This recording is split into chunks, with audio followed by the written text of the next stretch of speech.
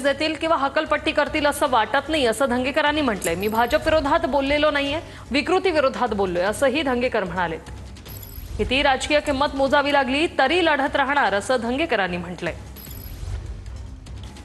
जैन बोर्डिंगवर सध्या प्रशासक नेमून विशेष अनुदान द्यावं अशी मागणी धंगेकरांनी केली आहे। मला हकलपट्टी करायचं कारण मला माझ्या नेत्यांनी सांगितलं पाहिजे आणि माझे नेते जे आहेत एकनाथ शिंदे मी त्यांनी मला मान सन्मानाने या पक्षामध्ये पदाधिकारी केलं। मला प्रत्येक कार्यक्रमात म्हणजे मान सन्मान दिला आणि मला वाटत नाही की माझी बाजू मी त्यांना मांडली तर ते मला कधीच अशा पद्धतीचं नोटीस किंवा माझी हक्कलपट्टी करे असं मला वाटत नाही।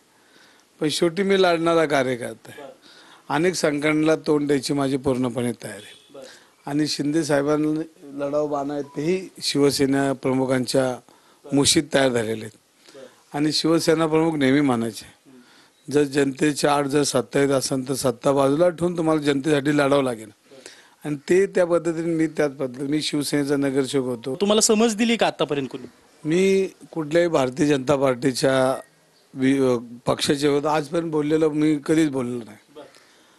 मी विकृतीवर बोलतोय। कोण ही विकृती कोण आहे नक्की? आता ही जी सुरुवात झाली विकृती हा जो कांड झाला जमीन हा कांड आहे हा आणि ह्या कांडमध्ये ज्यांची आता नावं सारखीच घेणं योग्य वाटत नाही पण सगळ्यांना माहिती आहे।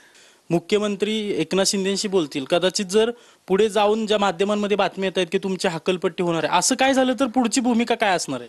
नाही बघा विषय तो नाही मला देवेंद्र फडणवीस साहेबांनी बोललं तर मी त्यांच्यावर जाईल ना, मला बोलत जाईन मी माझी बाजू मांडेन आणि मला नाही वाटत त्यांना खरं खोटं चांगलं कळतं आणि त्यातले ते माहीर आहेत आणि त्यामुळं मला नाही वाटत ते माझ्याशी मला एक तर पहिली गोष्ट ते माझ्याशी बोलणारच नाही आज सांगतो कोणी बोलवतं आणि दुसरी गोष्ट मला एकनाथ शिंदे साहेबांनी बोलवतं मी माझी बाजू माध्यमांसमोर मांडत हे सगळं